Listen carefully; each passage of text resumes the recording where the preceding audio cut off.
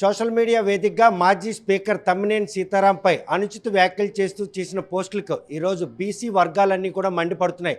40 ఏళ్ల సుదీర్ఘ రాజకీయంలో 5 ఏళ్ల పాటు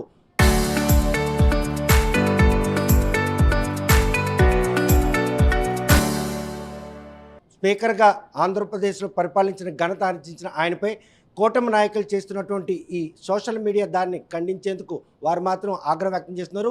ప్రస్తుతం బీసీ వర్గాలను ఉద్దేశించి పెట్టినటువంటి పోస్ట్ ఆంతర్యం ఏంటి, అసలు ఆయన్ని టార్గెట్ చేయడం వెనుకున్నటువంటి కుతంత్రం ఏంటి అనే విషయం ప్రస్తుతం కాళింగ కార్పొరేషన్ మాజీ చైర్మన్ దుంపుల లక్ష్మణరావు అంత ఉన్నారు.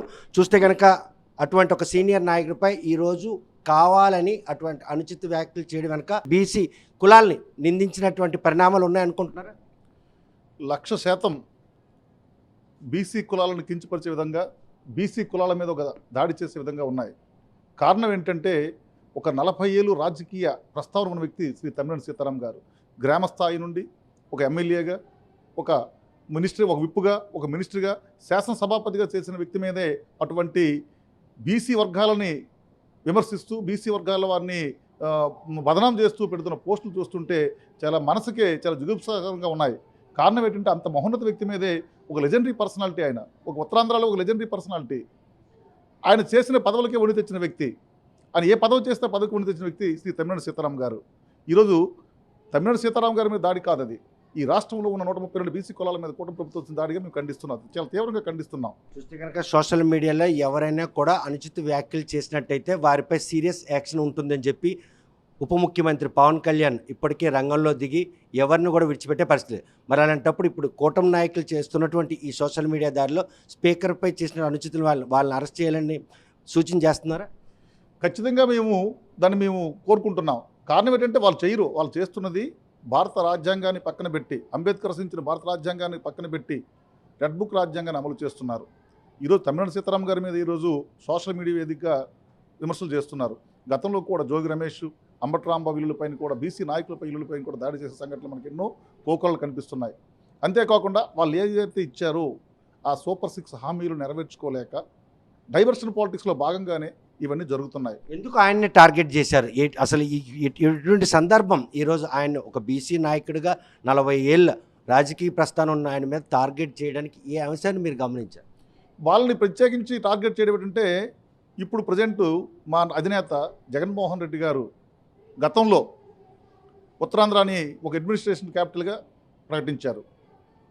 ఉత్తరాంధ్ర అవన్నీ ఆ రోజు ఏం చేశారు, సోషల్ ఇల్లో మీడియా వాళ్ళు ఒక హైకోర్టులు అంట తప్పుడు రాతలు రాసి హైకోర్టులో అప్పీల్ చేసి అవన్నీ ఆపించిన పరిస్థితి మన ప్రజలందరూ గమనించారు. ఆ రోజు అభివృద్ధి వికేంద్రీకరణలో భాగంగా మూడు క్యాపిటల్స్ని అంగీకరించలేదు ఈ కూటమి ప్రభుత్వ నాయకులు. ఈరోజు ఏం చేశారు, మూడు రాజధానులని మనం కాదన్నప్పటికీ ఒక 3 పట్టణాలని, ముఖ్య పట్టణాలు, మహానగరాలను 3 మహానగరాలు కలుపుతూ మావిగన్ తెర మీద తీసుకొచ్చారు. అంటే మచిలీపట్నం, విజయవాడ, గుంటూరు, అంటే ఒక 3 పట్టణాలని చేస్తూ మావిగన్ ఏర్పాటు చేశారు. దీన్ని ప్రజలందరూ ఆకర్షితులవుతున్నారు. అంతే కరెక్టే కదా. ఒక 3 పట్టణాలని ఏర్పాటు చేస్తూ మావిగన్ చాలా బాగుంది. ఇప్పుడు ఏదైతే మన అప్పుల వాడి 1,00,000 కోట్ల రూపాయలు, 2,00,000 కోట్ల రూపాయలు సుమారు అమరావతిలో మనం పెట్టుబడి పెట్టి మనం ఏం సాధిస్తాం? ఓ 3 పట్టణాలు చేస్తే అన్ని కనెక్టివిటీస్ ఉన్నాయి, ఎయిర్ కనెక్టివిటీస్ ఉన్నాయి, వాటర్ కనెక్టివిటీ ఉంది, వాయు మార్గం ఉంది, రైలు మార్గం ఉంది, జల మార్గం ఉంది, రోడ్డు మార్గం ఉంది, అన్ని మార్గాలు కూడా ఈ 3 పట్టణాలకి బాగున్నాయి కదా. ముఖ్య ఉద్దేశంతో ప్రజలందరూ దీన్ని సమ్మతిస్తున్నారు.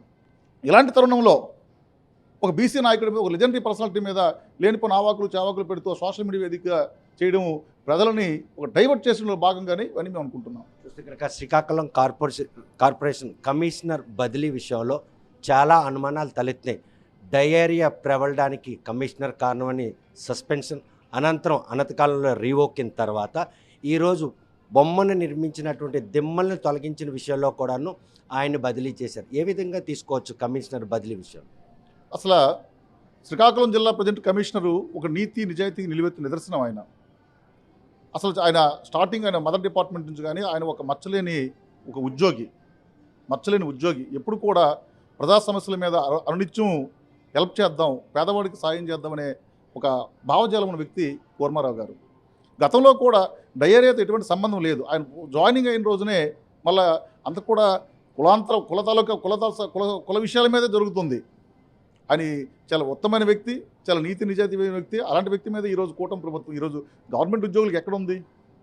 ఈ కూటమి ప్రభుత్వంలో అది నిజాయితీపూర్వక గవర్నమెంట్ ఉద్యోగికి ఏ విధంగా న్యాయం జరుగుతుందా? అది ఏమైనా మోరల్ సపోర్ట్ చేస్తున్నారా? అసలు అన్నీ లేవు. అంటే విధుల్లో చేరిన వారం రోజులకే డయేరియా ప్రబలడం, దాన్ని బాధితం చేసి ఆయన సస్పెండ్ చేయడం, మళ్ళీ చేసిన తప్పిని కప్పుచ్చుకోవడానికి ఆయన మళ్ళీ ఆ సీట్లోకి తేవడం, అనంతరం 10 రోజుల్లో ఈ దిమ్మలు తొలగించే విషయంలో తన ప్రమేయం లేకుండా ఆయన బాధితుని చేసి ఈరోజు మాతృ సంస్థకి బదిలీ చేయడం, ఇదంతా కూడా రాజకీయ కుట్రలో భాగం అంటారా? లేకపోతే ఒక బలమైన సామాజిక వర్గం చెందినటువంటి ఉన్నత అధికారి కాబట్టే ఇది కక్ష ధోరణిలో జరిగింది అనుకుంటా. ఇది ఖచ్చితంగా ఫస్ట్ పాయింట్, ఆయన హానెస్ట్. ఎవరిని ఎటువంటి దీనికి కూడా ఆయన లొంగి మనిషి కాదు. ఫస్ట్ ఆయన నిజాయితీకి ఇలాంటి లేనిపోని కరప్షన్లకి అవకాశం ఇవ్వడు కాబట్టి అదొక కారణం. 2, అతను బలమైన సామాజిక వర్గానికి చెందిన వ్యక్తి. ఇదంతా కుల రాజకీయాలు జరుగుతున్నాయి. ఈ జిల్లాలో ఎవరు నష్టపోతున్నారు? ఒక మెయిన్ సామాజిక వర్గమే నష్టపోతుంది. ఈరోజు ఒక క్రషర్స్ మూసివేయడం కానీ, ఒక స్టోన్ క్రషర్స్ జిల్లాలో ఎవరు మూసారు? ఒక బలమైన సామాజిక వర్గం వాళ్ళు మూయించి వేశారు. లేదా ఒక గ్రానైట్ దీని ప్రాబ్లం అవుతుంది, అది కూడా బలమైన సామాజిక వర్గాలు.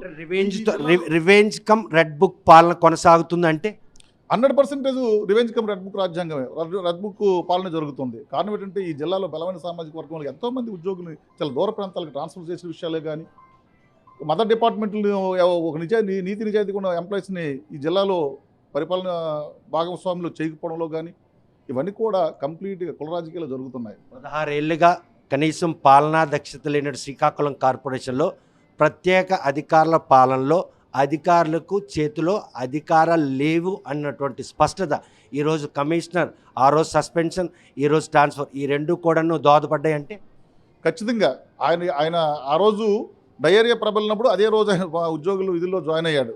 ఆయన నెక్స్ట్ ఆయన సస్పెన్షన్ ఎత్తివేసి తీసుకొచ్చారు మళ్ళీ వాళ్ళే.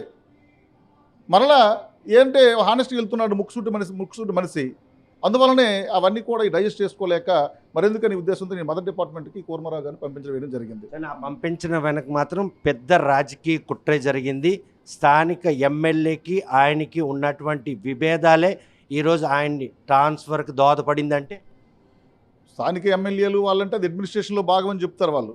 ఇప్పుడు జనరల్గా మనం ఏదైనా ఒక వ్యక్తి మీద మనం అబండాలు వేసామనుకోండి, వాళ్ళకి అడ్మినిస్ట్రేషన్లో భాగంగా ఒక ఉద్యోగికి ట్రాన్స్ఫర్ చెప్తారు తప్పించి, కానీ అదేం కాదు. ఇది ఖచ్చితంగా రెడ్ బుక్ రాజ్యాంగం, కుల రాజకీయాలు జరుగుతున్నాయి. మేము తీవ్రంగా మేము ఖండిస్తున్నాం. 16 ఏళ్ళుగా కార్పొరేషన్లో ఎన్నికలు లేవు. ఈ కార్పొరేషన్లో ఆవాసం ఉంటున్న మీరు ఈరోజు ఆయన వచ్చిన తర్వాత కార్పొరేషన్లో ఎటువంటి ప్రక్షాళన దిశగా కమిషనర్ వెళ్ళారు అనడానికి ఏమైనా ఎగ్జాంపుల్స్ ఉన్నాయి?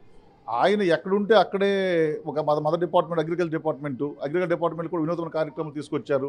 ఈయన ఒక నీతి నిజాయితీ ఉన్న వ్యక్తి ఈరోజు మున్సిపల్ కమిషనర్గా వచ్చాడు. ఆయన వస్తే అన్ని ప్రక్షాళన అవుతాయి, పారిశుద్ధ్యం బాగుంటుంది, భవన నిర్మాణ కార్మికులకు బాగుంటుంది, అన్నీ బాగుంటాయి ఒక మంచి ఉద్దేశంతోనే ఆయన ఇక్కడ రావడం జరిగింది. కానీ వాళ్ళకి ఈరోజు కూటమి ప్రభుత్వం కావాల్సింది అది అవసరం లేదు. వాళ్ళకి అది ఏం అవసరం లేదు.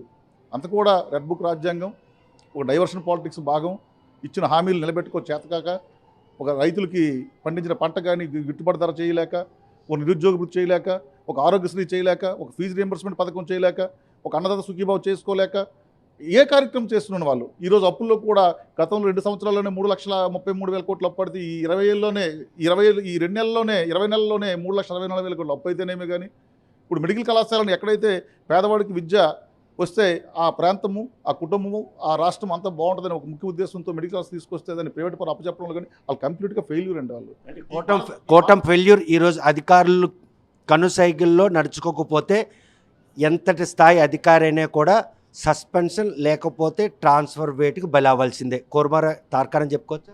100% ఇదే నిదర్శనం. ఇప్పుడు ఈరోజు కూర్మారావు గారి తాలూకా మాతృ సంస్థకు బదిలీ చేయడమే నిదర్శనం. వాళ్ళు ఏమి చెప్తే వాళ్ళు చేయవలసిందే.